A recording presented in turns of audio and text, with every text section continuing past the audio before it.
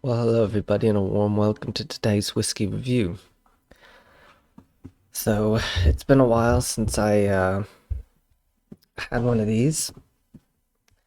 I haven't had a scotch in a while. I've been drinking bourbons lately, but yeah, I was at the local Hy-Vee there, and I've been wanting a scotch because I've had so many bourbons consecutively, but money's been a little tight, so I've kind of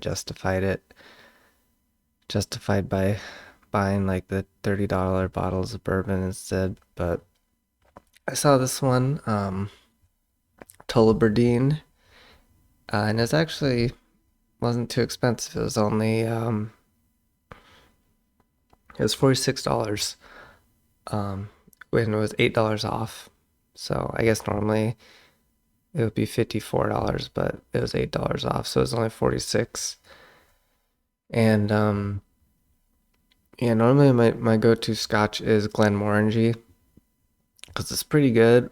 I think it tastes pretty fine, and it used to only be $40 a bottle, but now it's actually $50 a bottle. So that this at $46 is like the cheapest scotch, I think. So we'll see if it's any good. I'm always a little nervous buying the cheapest one, but I'm kind of cheap, so anyway, enough about prices.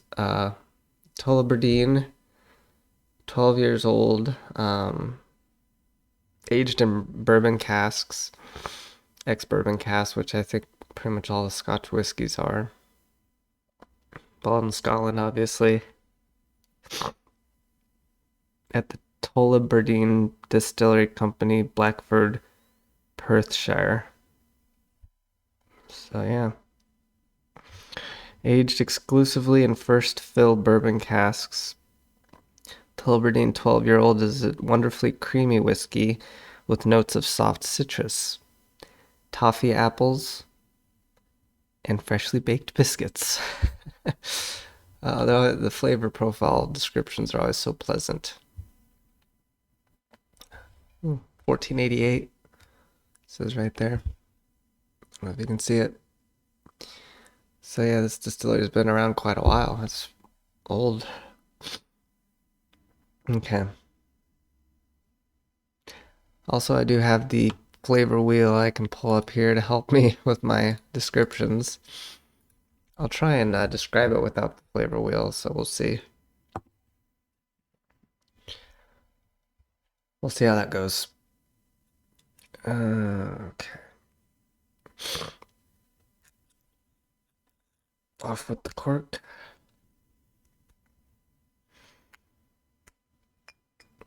Uh-oh, it didn't come all the way off.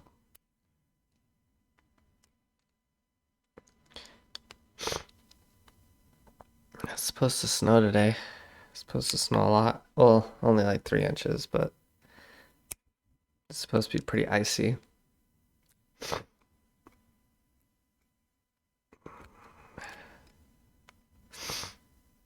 little congested. I bought a shop vacuum. It's super loud. A rigid shop vac. Because I want to vacuum up all the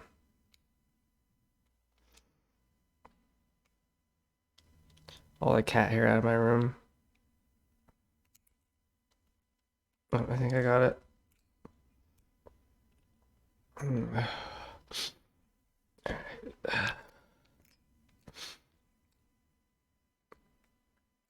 Nice easy cork. See, 1488.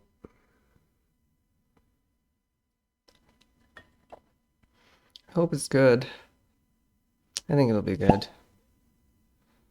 Little pop. Appley. It is appley. I didn't lie. I think scotches are oftentimes kind of have like more of an apple juice profile compared to a bourbon.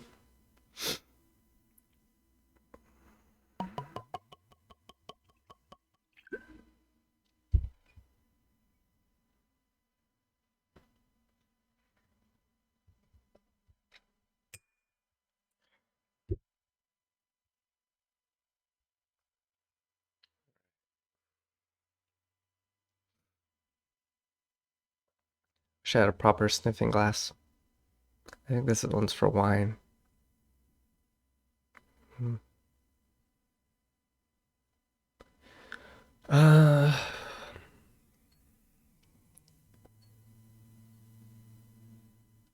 yeah, it definitely has the apple notes, apple cider vinegar almost.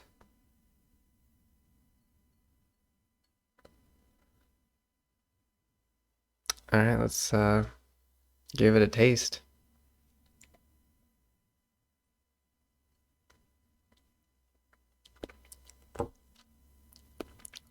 Mm, nice. When it initially hits the palate, it's just kind of a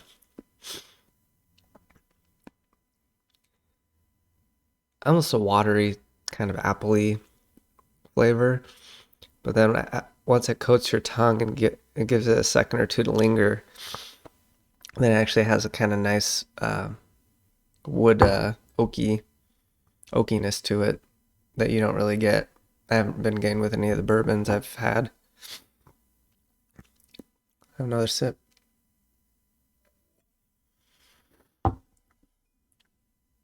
Hmm. Wow. Yeah, that's good. Perfectly acceptable. This is a bottle I might go through pretty quickly if I'm not careful. I think that's why I still have the High West I reviewed last month.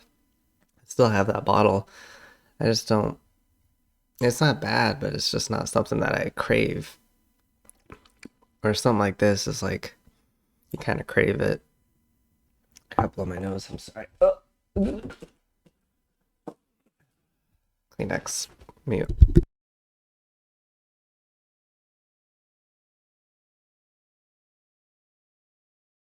Oh, sorry about that. Yeah, it's good. Let me get a big sip.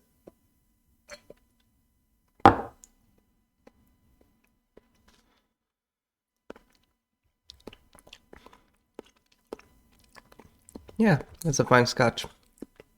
Fine scotch whiskey. Initially a little sweet, a little appley. And then just about a second after it hits the palate, or a second or two after it hits your tongue, then you start to get those wood notes. Let's take a look at the flavor wheel. PD, no. Fruity, yeah, definitely apples and pears.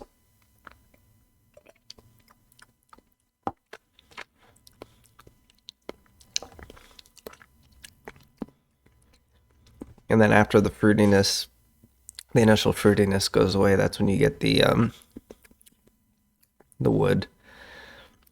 I guess it'd be oak. It says sandalwood, cigar box, sawdust, resin, oak. Maybe a little sandalwood. I mostly just say oak.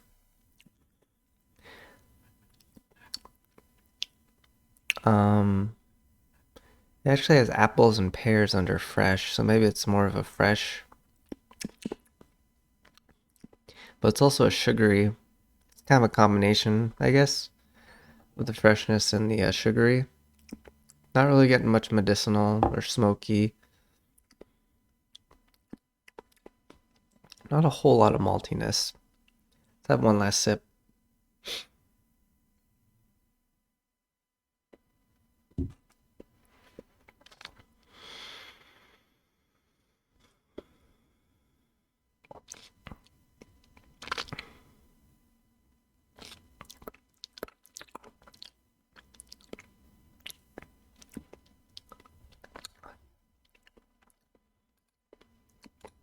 Yeah, not bad. Um, I definitely I would recommend it if you're just looking for a cheap scotch. I mean, it's perfectly fine. Um, and I'd say it's worth it over a lot of the bourbons. It's the Tullibardine 12-year-old Scotch whiskey. So, yeah, it's not bad. I figured it wouldn't be. I mean, it's a single malt. I think you can't really go wrong with any of the single malts from Scotland. Um, I think it's the blended ones when it might get a little sketchy. But aren't the blended scotches all I think I might have one more actually. I don't care. Whoops. Um, aren't the blended scotches? Don't they all? Isn't it all? Aren't all the blends the constituent? Don't they all have to be single malts? Because if so, then you couldn't really have a bad blended scotch either. Because I mean, you could have maybe not a great blend, but all the blends are from the same, um, from the single malts. I don't know. I just know Johnny Walker is really bad. I think I talked about it before. Red Label Johnny Walker. I mean, that's a blend, isn't it? And is it blended from all single malt scotches? Because you think it'd be better then, or is it blended from something else? I don't know. Johnny Walker's not very good, and so I've always been scared of blended whiskeys. I do want to try a Japanese blended whiskey though, like a Suntory time.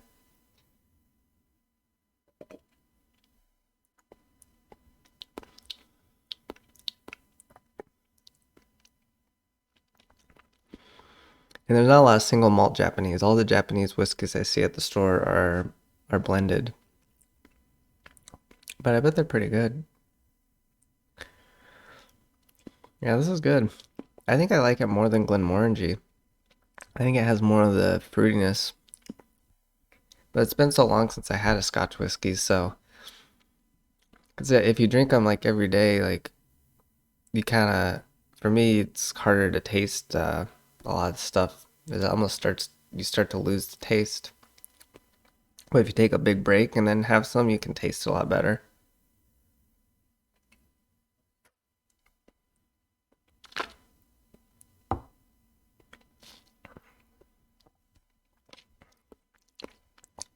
I like Scotch whiskeys. They have a lot more fruitiness than bourbons and a lot more oakiness, I'd say. Although there are some bourbons that have a good amount of oakiness, like Woodford Reserve. But the scotches are a lot less spicy than some of the bourbons. Like the Elijah Craig is really spicy. Like it's super intense, almost peppery, like spice. Whereas I haven't really got that with a whole lot of scotches. And then the bourbons a lot of time have a lot more of a super sweet. Like I said, this is sweet, but it's not like bourbon sweet. Like sometimes the bourbons are super sweet and maple syrup type stuff, whereas scotches are a lot more woody, I would say. But yeah, very pleasant. Doesn't have off-putting alcohol or whatever or anything like that.